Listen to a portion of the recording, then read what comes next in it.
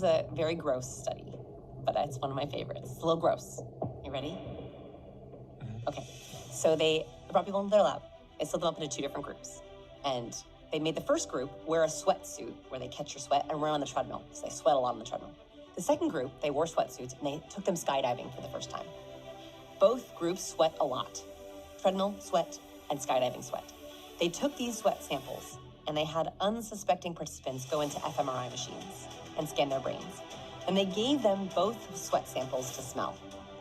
Where these poor people didn't know what they were smelling. They went, everyone who smelled the skydiving sweat had an activation in their own amygdala, their own fear response triggered. In other words, when they smelled fear sweat, they didn't know why, they began to feel afraid. Everyone who smelled the treadmill sweat had no change at all.